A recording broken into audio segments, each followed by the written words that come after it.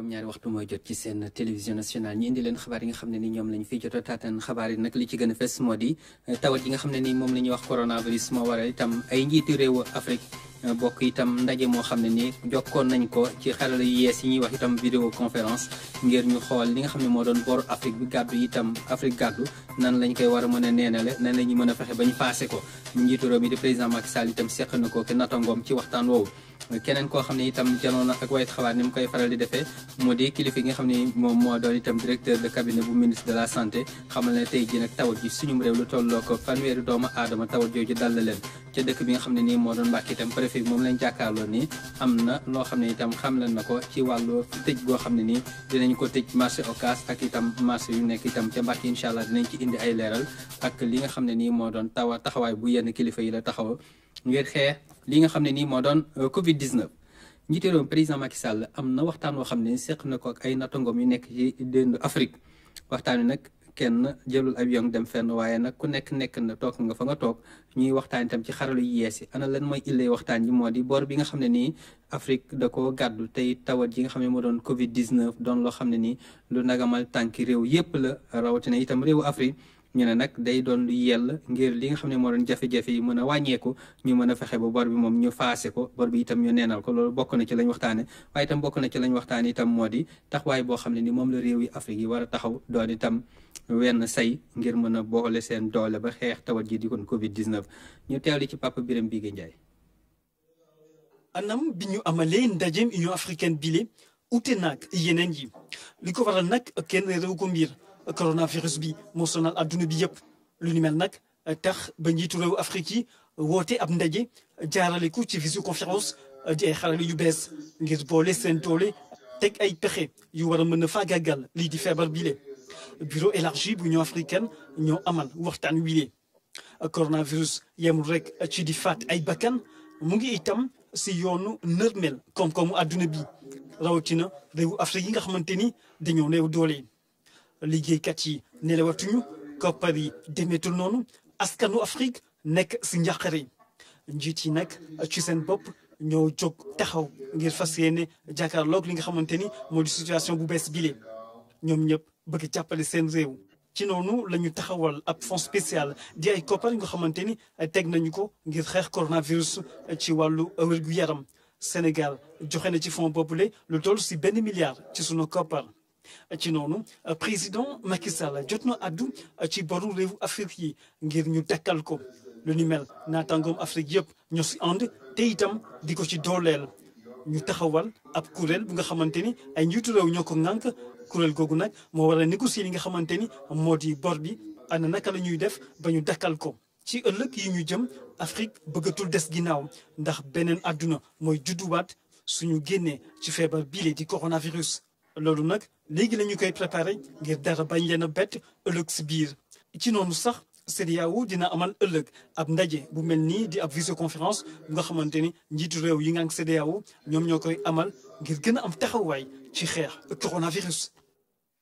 jërëjëf Papa Birame Bigué Ndiaye kon loolu doon ndaje moo xam ne nii dendu Afrique bi maanaam Union africaine kilifa yi ñoom ñoo ko doon seq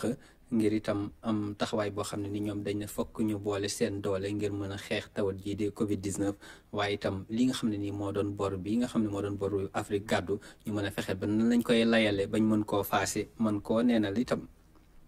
tawat jooju di coronavirus tey jii tolloog àllarba lu tolloog fanweeri doomu aadama saytu nañ ne am nañu doomu jàngoro jooju suñu réew ci lim boobu nag daanaka sax ca njëlbeen ñi ñu doon seet ndax am nañ ko waaw mbala déet 400 lañu ak juróom-ñett fukk ak ñaar ba ñu demee nag ba seet 400 ak juróom-ñett fukk ak ñaar yooyu fanweer bi lañ jàpp ne ñoom lu wér la ne am nañu doomu tawat jooju fukk yi ak benn itam doon nañu saytu seen wàllu wér-gu-yaram ba gis ne wér nañu ba dellu seeni kër ñu teewlu ci docteur Aloyse Diouf mi nga xam ne nii moo doon directeur cabinet ministère bu santé ñu teewlu ko.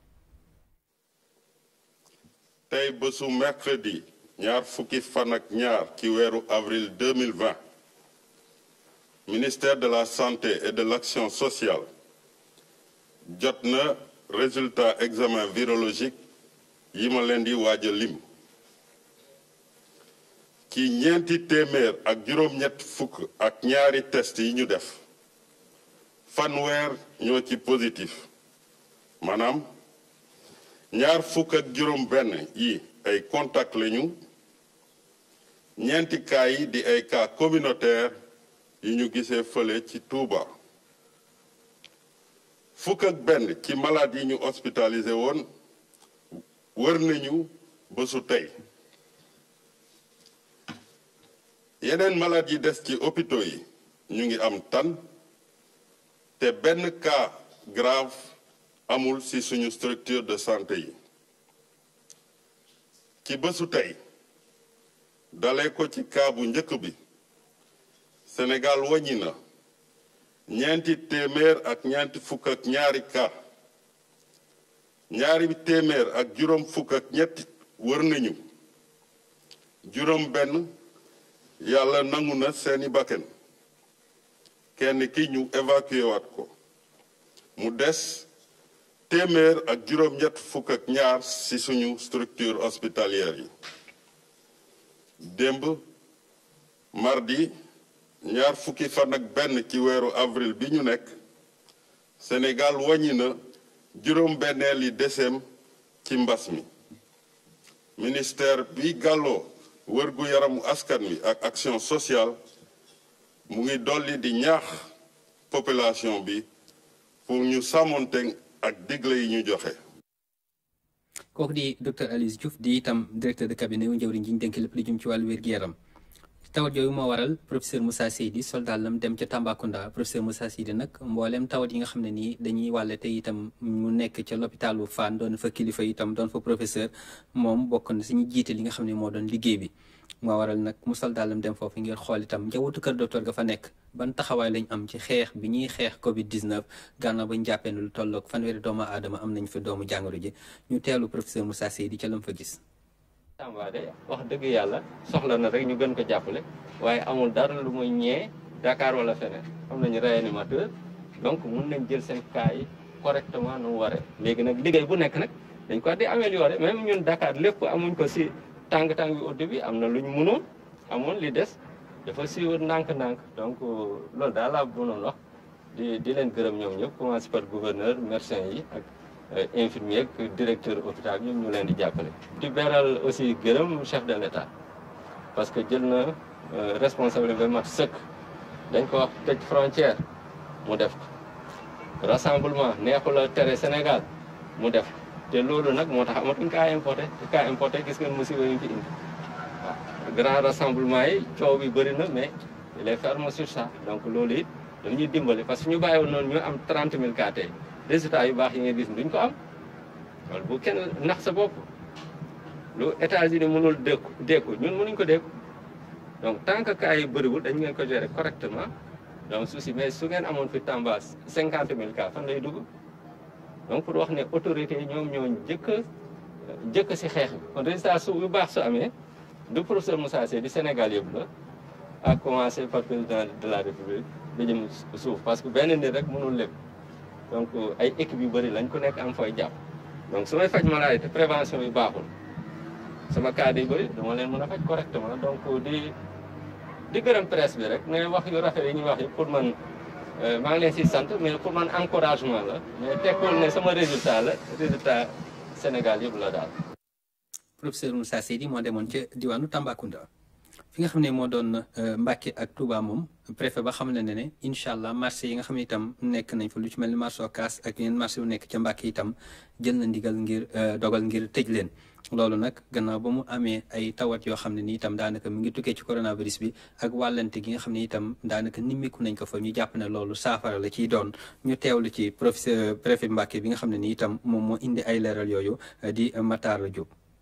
fii li ñu gis ci Touba ak cas communautaire yi commencé jóg bu ñu teelul jóg ci yenn béréb yi nga xam ne wàllante bi foofu la ëppee dinañu egg niveau boo xam ne mbir mi mën nañu soral moo tax ñu jël ñu sol suñu dàll jàpp ne lu toll ne marché Ocass ak yeneen marché yi du lu tuuti décision booy jël ndogal booy jël il faut que mu nekk ndogal boo xam ne di nga si am résultat moo tax ñu jël ay jours waxtaan ak ñiy yëngatu foofu li ñu waxtaan ak ñoom ñu dem également jébbal ko kilifa diine Touba ndax ñoom kàddu gu am maanaa la ñu am si Touba muy xalif général ñu koy gërëm di ko siyaar di ko gërëm au passage ak porte parole moom it dem ñu waxtaan bu yaatu si mbir mi ñu am seen accompagnement. si loolu nañu décider ne dinañ tëj marché bi nañ tëj marché bi semaine raxas ko nettoyer ko pomper ko mais bu ñu ko tëjee semaine dem ba ñetti fan parce que dañu jàpp ne ñetti fan yi si la opération nettoiement yeeg désinfection yi di durer bu ñu demee ba ñetti fan yi jeex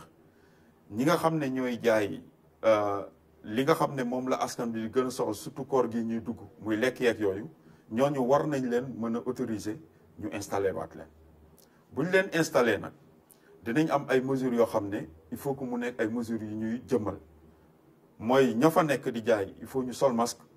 ñi fay dugg si il faut ñu sol masque ñaareel bi mooy que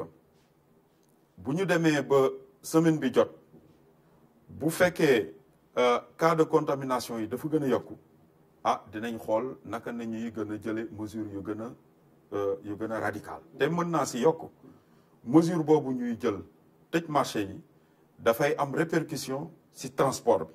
ndax ñu bëri liy indi transport bi nit ñi doon si buuxante yenn buuxante yi c'est que transport bi nit ñi moom la ñuy jël pour dem marché Ocass ñu bëri comprendre nañ ko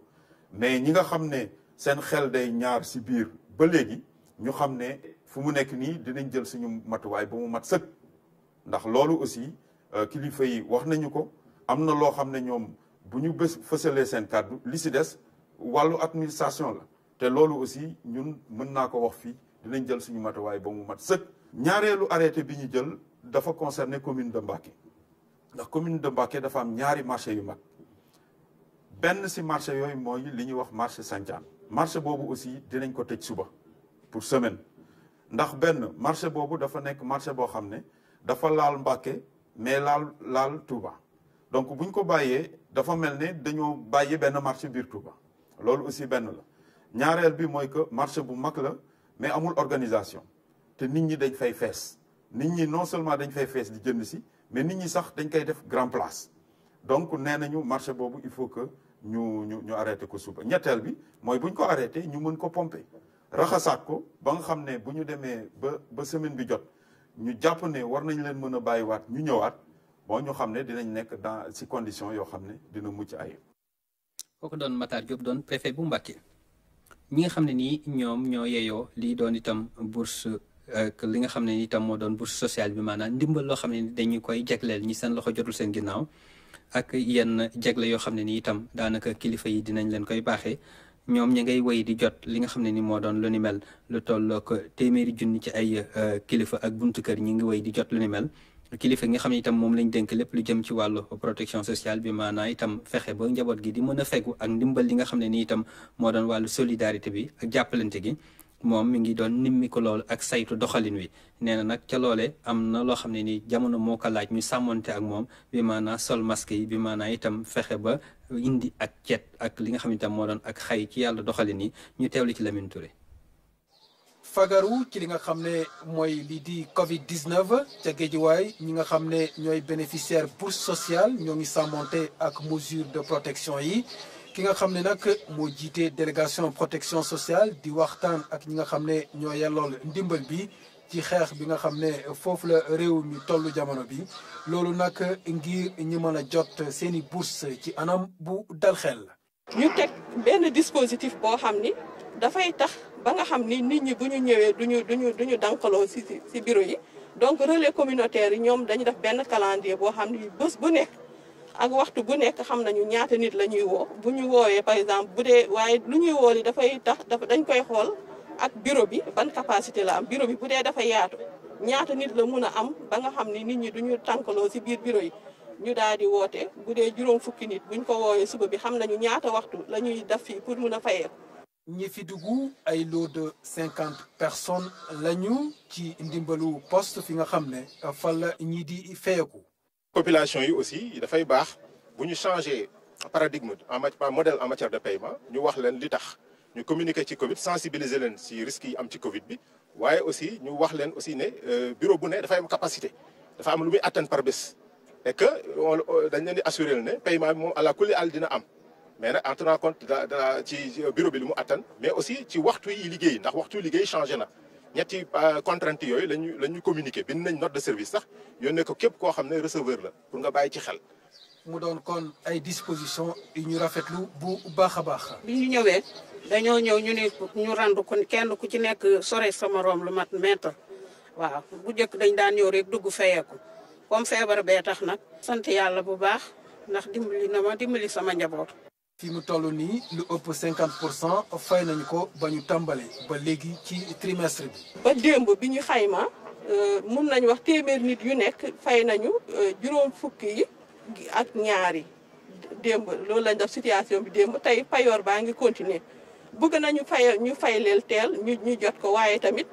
fay bi dafa am benn calendrier bu ñuy respecté pour éviter comme ni ma ko waxee nit ñi dankaloo. fépp ci Sénégal nii la ko kuréel bi yor bourse sociale bëggee ci jamonoy xeex lii di Covid 19 loolu nag ngir ñu mën a respecté dogal yi nga xam ne yooyu la kilifa yi santaane.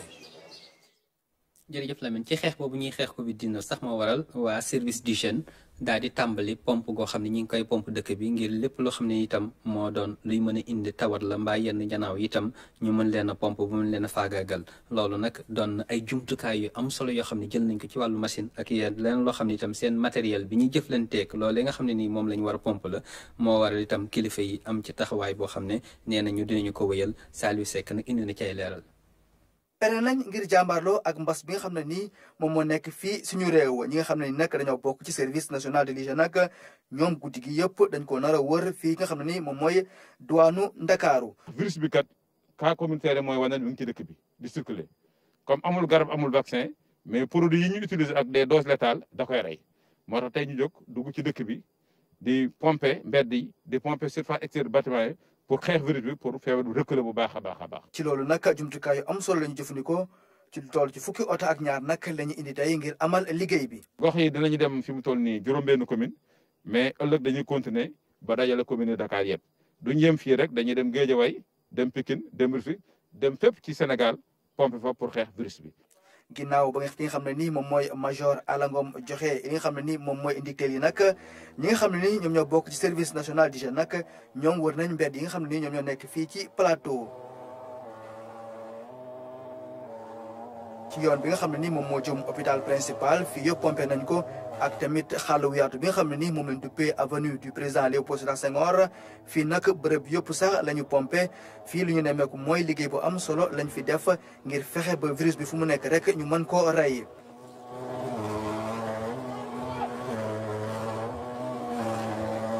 actuellement xamatuñu rek fan la virus bi di féete moo tax ñu ne bon si mbedd mi nag comme nit ñi ngi si mbedd mi fa la ñuy dajaloo xëy na yareen si espace public bi am na ay support yoo xam ni nit ñi mën nañ ko fa wàllante loolu moo tax nag ñu ni nañu jéem a attaqué virus bi aussi à travers la voie publique. bii nag moom mooy ñaareelu yoon ñu def li ni mel fii ci Ndakaaru waaye opération bi nag solo si mooy diwaan bi nekk fii ci Dakar yëpp dinañ fa dem ngir pomper ko. dafa nekk opération yoo xam doo ko def benn yoon rek nga ni doy na il faut nga koy répéter donc tey dañu commencé waat une deuxième opération boo xam ni yaakaar nañ ni fii ak dimanche bi di ñëw dinañ ko mën a terminer pour couvrir encore toute la région par rapport à ce traitement léegi nag bon dañ woon bëggoon aussi lancer un message pour que sunu traitement yi gën a jàppandal bu fekkee ni population yi aussi mën nañ si jàpp parce que bu fekk du des désinfection bi rek moom mooy régler problème bi y a les autres méthodes yi ñuy joxe les méthodes barrières mais si opération désinfection yi aussi dañu doon bëgg a lancer aussi un appel pour que population yi si kër yi ñoom aussi mën nañu def désinfection domestique intra domiciliaire avec moyens yi nga xam ni disponible nañ ko am na benn produit bu domestique boo xam ni c'est à base de chlore moom mooy li ñuy wax hypochlorite de sodium bi nga xam ne moom mooy eau de javel. liggéey bi mel ni sax amal nañ ko fi nga xam ne nii moom mooy Thiès waaye tamit Saint-Louis ñi nga xam ni ñoom ñooy waa service national de l'hygiène nag ñoom dinañ wër douane yëpp nekk fii ci Sénégal solo si nag mooy fexe ba rey virus bi nga xam ne nii moom mooy joxe Covid 19. jërëjëf Saliou Seck waa Promoville doon nañ kuréel goo xam ne dafa bànqaasa ci nguur gi tey faral di amal ay liggéey yoo xam ne nii day gën a taaral yenn dëkk yi rawatina itam dëkku teeru yi boobu ba tey nag ñu ngi ci diwaan bi doon diwaanu Tëngéej rawatina ci fi nga xam ne nii itam moo doon boulevard Maurice Serigne Mansour boulevard Serigne Mansour boobu itam am nañ fa ay liggéey yoo xam ne nii def nañ ko fa askan wi itam am na loo xam ne nii naam sant nañ ci waaye itam am na leen loo xam ne itam seen xemmemteef la ba waral kilifa yi nga xam ne itam ñoo jiite Promoville demoon fa Hamidou Diop indi na ci ay leeral.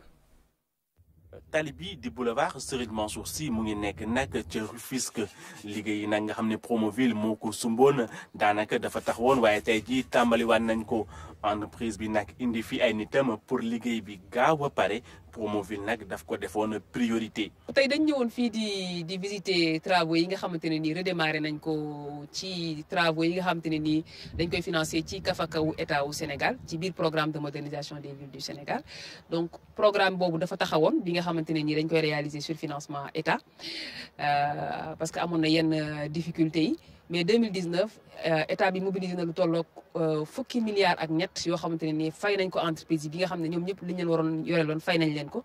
ba ñu reprendre travaux yi donc c'était pour xool est-ce que effectivement travaux yooyu démarré nañ ko sur le terrain ñu doon def visite bi ci Sëñ Mansour mu bokk ci commune Rufisque Nord. visite bi ñi amal tey jii wane na liggéey bi tàmbaliwaat na fii ci boulevard Serigne Mansour Sy naka noonu ca yeneen chantier ca Rufisque boo génnee Dakar yi tamit Promoville yeneen chantier yu ma amoon ca gox yi daal dinañu tàmbaliwaat. boo demee biir Sénégal Kaolack wala ay Diourbel également travaux yi nga xam ne dañu ko doon financé sur BCI mi ngi redémarré donc redémarrage bi du mën a automatique ci site yëpp. parce que dafa bari ay tronçons yu ñu doon liggéey waaye dinañ ko def progressivement ba nga xam ne travaux yi ñu démarré woon ci BCI bi yëpp dinañ ko mën a finaliser au bénéfice des populations. ci jamono ji ñi nga xam ne ñu ngi xeex ak coronavirus ouvrier jël nañ seen matukaay ngir gën a mën a fàggandiku. dañu jox ñëpp masque parce que nit ñi pour ñu bañ a exposé wu il faut ñëpp am masque. jox nañ ñëpp ay gants aussi ñi ñuy liggéeyal ñëpp am nañ ay gants aussi def nañ une campagne d'information comme ni ñu koy waxee ci wolof mais waxtaan nañoo ak ouvrier yi sensibiliser leen par rapport au danger. chantier yi nag buñ ci paree coordonnatrice bi yor Promoville mu ngi ñaan askan wi ñu moytu rek daal di def yenn xeetu ndox yi ci caniveau yi ndax ñoom li leen tax a jóg mooy ndoxu taw yi. parce que boo seetloo fii gis nga ay caniveau yu bëri yoo xam ne dañu ko defoon yoonu ndox pour ndoxu taw bi donc boo seetloo gis nga ne am na ay ndoxu douche yu fi nekk te loolu day tax bu hivernage bi ñëwee maanaam bu taw bi commencé suñu bëggee ndoxu taw yooyu di bëgg a dem ndox yi ñuy def ak ordure yi ñu ciy def mooy mbalit mi ñu ciy def day tax ba ndoxu taw bi du mën dem te loolu defe naa buy indi gàllankoor ñoom ñi ci fi dëkk léegi njëkk a indil gàllankoor. boo ñëwee fi nekk ci cité Gabon di nga gis engins yi di liggéey bu baax a baax loolu di wane ne liggéey bi moom tàmbaliwaat na liggéey bi nag ñu fàttali nguuru Sénégal moo ko financé dafa amoon nag taxawaay bu ndaw waaye léegi moom lépp tàmbaliwaat na fii ci diwaanu Rufisque. jërëjëf Hamidou ci diwaan bi nga xam ne moo doon Kaolack ceeb bi nga xam ne moom la fa nguur gi di yónnee ngir jàppale ñi nga xam ne ni itam ñoom la seen loxo jël seen ginnaaw te itam ñu yeeyoo ko rawatina ci jamono ji nga xam ne moo doon jamonoy tawat yi di Covid 19. ceeb boobee day kilifa yi xam nañ ne am na lu ci yegsi gouverneur ba ak kilifa yi nga xam ne ñoom la ñu dénk lépp lu jëm ci wàllu saytu lu ni mel wàññi ko itam ba lépp doon loo xam ne lu yemb la am nañ ci leeral loo xam ne itam am nañ ko ci ba Claire Diop doon am lu mu ci taataan ñu teewlu ko. quota bu Kaolack si li ñeel aide alimentaire d'urgence mi ngi toll ci 6752 tonnes bu ceeb région bi nag jotandi ci cargaison bu njëkk. lu toll ci ñaar fukk ak ñetti camion ñëw nañ fi déchargé ci magasin bi nekk file ci kawoon liñ si bëgg mooy rek gën a fexe taxawu njaboot gi ndimbal gi nag mu ñeel 67 529 njaboot mu am ñi nga xamante ne nag dañoo bokk ci registre national unique ñeneen yi nag ñu jëlee leen ci lu ñu duppee ciblage communautaire. ndimbal bi nag dafay jëm ci ñi nga xam ne déjà ay néew di doole te xamoon nañ leen. te ñu recensé leen ci li ñuy wax registre national unique registre national unique moom képp kuy néew doole te yeeyoo ndimbal ci Sénégal rek xam nañu la donc ñooñu boo ko xoolee 67 529 ménages la mais nag gouvernement bi aussi xam na ne coronavirus bi am na ñu alooti ko ñu nga xam ne nii peut-être que sax au début yeewuñ na ndimbal mais dem nañ ba fi mu ne nii dañ ko yeeyoo. kilifa yi nag ñu ngay def seen kéem kàttan ngir rek joxe bi mën a yomb file ci Kaolack bu ko defee ñu mën a wàññi njëgu transport bi daanaka nag ci gox bu nekk dinañu yóbbu ceeb bi denc ko ci magasin bi gën a jege. dañu bëgg fexe mu gaaw ba pare te du cher c'est-à-dire que liñ ciy dépenser pour yóbbul ko ki nga xam ne moo ko yeeyoo ñu fexe ba économiser loolu li nga xam ne mooy concerné département Kaolack ak département Guinguinéo ñu indi ko fii ci Kahone ci magasin Kahone yi li ci des ay 2000 tonnes et quelques la ñu yóbbu ko Nioro pourquoi ñu doxalee ko nii pour que ku ci nekk nga mën a jëlee sa ceeb ci fi la gën a jege loolu moo tax ñu def ko éclatement boobu nag ñaari partie la bu ñu indee fii bu camion yu mag yi ñëwee indi ko fii wala ñu yóbbu ko ci magasin yi fële ci département Nioro ci magasin wu Kër Madiabel wala magasin wu Wack Ngouna magasin Nioro du Rip magasin Médina Sabax. ci joxe bu njëkk bi nag ceeb bu bari indi nañ ko fi am nañu ay vérificateurs yi nga xamante ni itam dinañ leen teg ngir rek ñu mën a saytu bu baax joxe bi ci gox yi yëpp ci kit bu nekk nag daanaka njaboot bu nekk di nga am ceeb diwlin pâte alimentaire suukar waaye itam saabu lépp rek ngir dimbali leen rawatina fi dëkk bi tollu nga xamante ni feebar bii di Covid-19 mu ngay sonal askan bi. jërëjëf Claire pompe bi nga xam ne dafa nekk fii ci pompier garage su pompier mel na ni dese naa dalum xel loolu nag kilifa yi nga xam ne ñooy toppatoo lépp lu jëm ci wàllu tali yeeg yoon di ajurut dem nañ fa ba nimmi ko ba xool ne lii kat doon na loo xam ne nii lu ñu war a mën a sàkk pexe la ndax camion yi nga xam ne nii itam dafa am charge bu ñuy charge di fa jaar te loolu dëppoowul ak li nga xam ne itam moo doon la fa doon lu tonawu lañ fa war a mën a yóbbu loolu nag kilifa yi bàyyiloo nañ ci xel lool ba ne fokk itam ñu sàkk ci pexe laata leneen loo xam ne nii duñu gënal di ca am ñu teewlu ci Hamidou Diop. ab camion bu mag moo daal di mbëkk passerelle bi nekk fii ci pompier ba passerelle bi nag xaw naa daanu Ageroute nag di ko metti lu ne bi nag beneen la ci accident yi nga xam ne ñoom lañ fiy faral di gis te li koy indi mooy camion yi nga xam ne du ñuy respecté lu ñu war a chargé. démb ci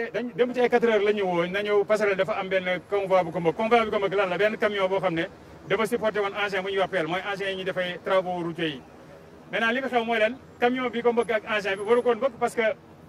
guddaay bi mu am waru ko am pour jaar fii may ko mu jaar code de la route may ko maintenant bi mu fi jéemee jaar ñëw bloqué mbëkk ouvrage mu des si moo tax dem mu indi gàllankoor circulation bi ba tey ci 11 heures la ñuy doog mën a dindi camion bi pour wàññi gàllankoor bi amoon ci circulation bi. passerelle bi nag boo ko xoolee di nga gis mbëkk-mbëkk yi nga xam ne camion yi daal nañ ko def loolu yëpp nag chargement yu rëy yi nga xam ne ñoo fi bëgg jaar te waruñu fi jaar rek moo ko indi les jours nag di xam ne moom bu ñu moytuwul moom pont bi ci daanu la jëm camionneur yi nag war nañoo xool nu ñuy doxalee. ba léegi passerelle daanagu ci mais lii bu yàggee am passerelle dana daan passerelle bu daanoo bakkan dana ci rot boobaa dinañ entraver circulation bi te boobaa dina indi jéey joo xam ne kenn du ko mën a régler.